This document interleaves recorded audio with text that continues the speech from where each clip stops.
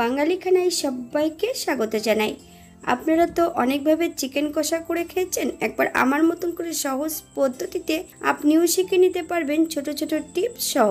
তবে আজকে আমি এখানে ঘরোয়া উপকরণ দিয়ে কিভাবে চিকেন কষা রান্না করলাম, চলুন সেটা একবার দেখে নিয়ে যাক ভিডিওর মাধ্যমে। আশা করছি আজকের ভিডিওটি ভালো লাগবে। সকল বন্ধুদের কাছে অনুরোধ করছি সম্পূর্ণ ভিডিওটি দেখার। এখানে আমি আগে থেকে বেশ কিছুটা চিকেন ধুয়ে পরিষ্কার করে রেখেছি। এই পর্যায়ে আমি চিকেনগুলোকে ম্যারিনেট করে নেব। বেশ কিছুটা কাঁচা সর্ষের তেল, 100 গ্রাম টক দইয়ের আগের থেকে আমি জল ঝরিয়ে নিয়েছি। সম্পূর্ণ টক দইটা অ্যাড করব। মিডিয়াম সাইজের দুটো পেঁয়াজ বেশ সরু সরু করে কেটে দিয়েছি।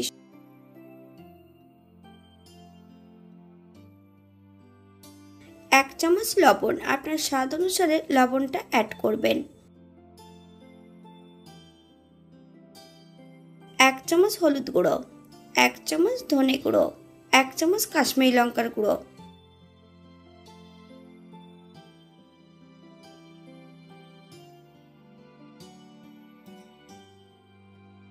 মাংসটাকে বেশ ভালো করে ম্যারিনেট করে নেব। 40 থেকে 45 মিনিটের জন্য মাংসগুলোকে রেস্টে রেখে দেব।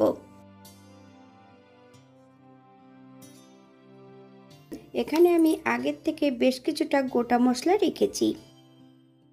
দারচিনি, এলাচ, লং, জায়ফল, 1 চামচ ধনে, 1/2 চামচ মৌরি, 1/2 চামচ সাদা জিরে, 1/2 চামচ সাদা জিরে, বেশ কিছুটা গোলমরিচ। এগুলোকে আমি শুকনো খোলায় ভেজে নেব। আপনারা যদি জয়িত্রী পছন্দ করেন তাহলে অ্যাড করতে পারেন।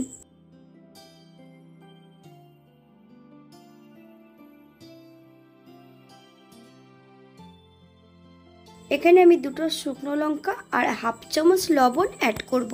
মশলাটাকে বেশ শুকনো খোলায় ভালো করে ভেজে নিয়ে 90% মতন গুঁড়ো করে নিতে হবে।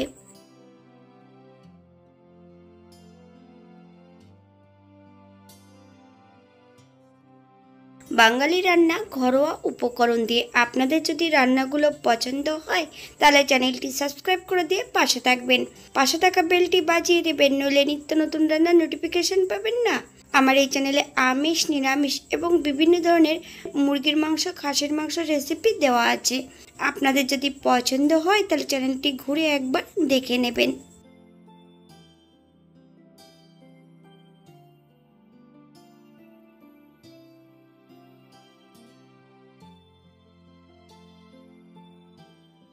একটা কড়াইতে বেশ কিছুটা সাদা তেল অ্যাড করেছি। তেল গরম হওয়া পর্যন্ত অপেক্ষা করতে হবে। ফোড়নে রেখেছি দারচিনি, এলাচ, লং, একটা তেজপাতা। ফোড়ন থেকে সুগন্ধ বেরোলে মিডিয়াম সাইজের দুটো পেঁয়াজ বেশ সরু সরু করে কেটে নিয়েছি। সম্পূর্ণ পেঁয়াজটা অ্যাড করব।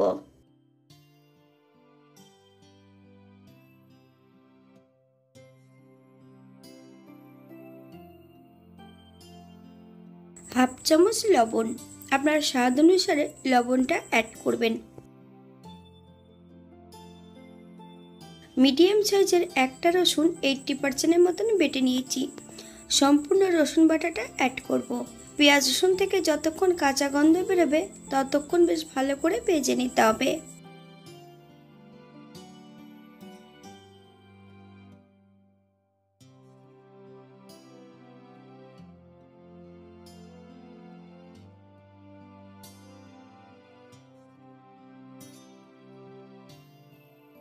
এক চামচ কাঁচা লঙ্কা বাটা, আপনারা যদি পছন্দ করেন তাহলে পরিমাণে বাড়িয়ে দিতে পারেন। পেঁয়াজ রসুনের সঙ্গে বেশ কাঁচা লঙ্কাটা ভালো করে ভেজে নিতে হবে।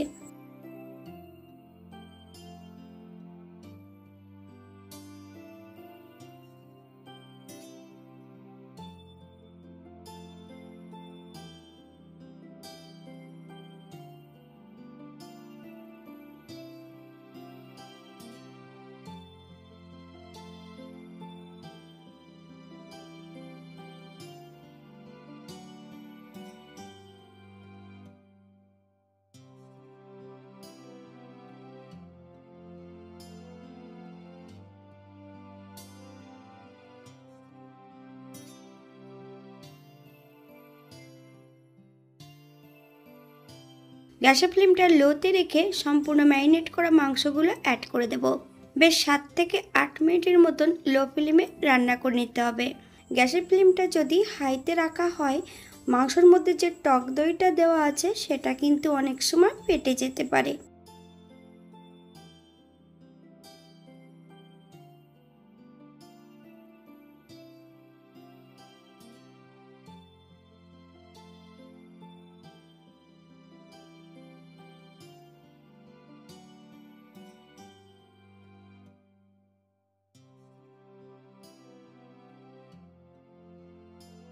এক চামচ আদা বাটা, ভাজা গুঁড়োর মশলা 1 চামচ।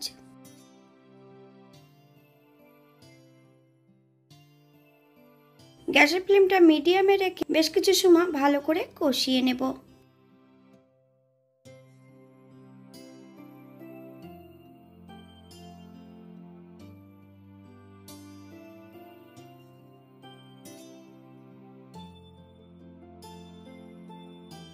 দশ থেকে 15 মিনিটের মতন মিডিয়াম আঁচে ঢাকা দিয়ে রেখে দেব।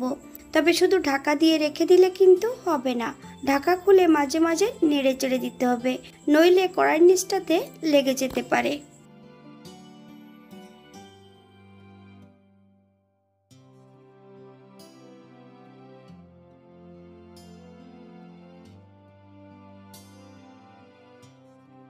বেশ কিছুটা কাজু বাদাম বাটা অ্যাড করব। আপনারা যদি পছন্দ করেন তাহলে পরিমাণে বাড়িয়ে দিতে পারেন।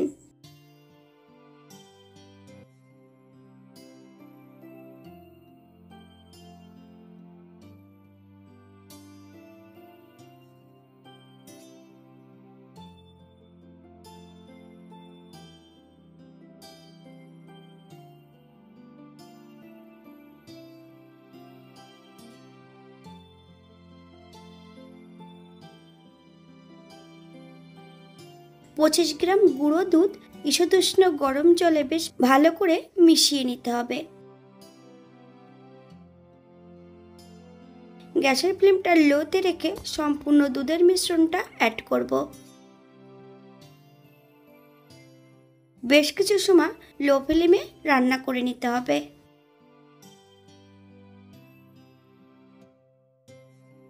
বেশ কিছু সময় ঢাকা দিয়ে রেখে দেব লো ফ্লেমে, অথবা যতক্ষণ তেল না ছাড়ছে ততক্ষণ ঢাকা দিয়ে রেখে দিতে হবে।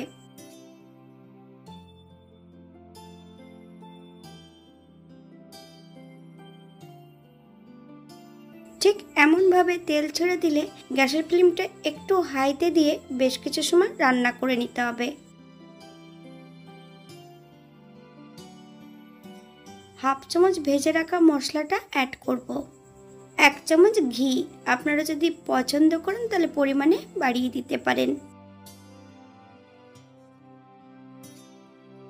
গ্যাসের ফ্লেমটা অফ করে দিয়ে 5 মিনিটের জন্য স্ট্যান্ডিং টাইম দেব, তারপর সার্ভ করব।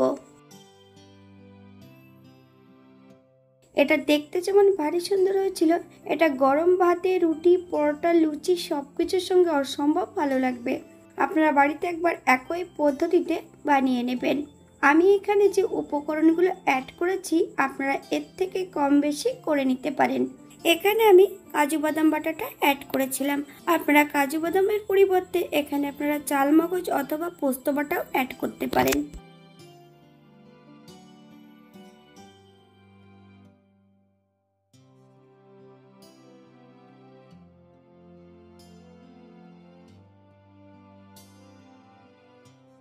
আজকের ভিডিওটি এই পর্যন্ত। সবাই সুস্থ থাকবেন, ভালো থাকবেন। অন্যদিন নতুন রেসিপি নিয়ে আপনাদের সামনে আবার আমি হাজির হব।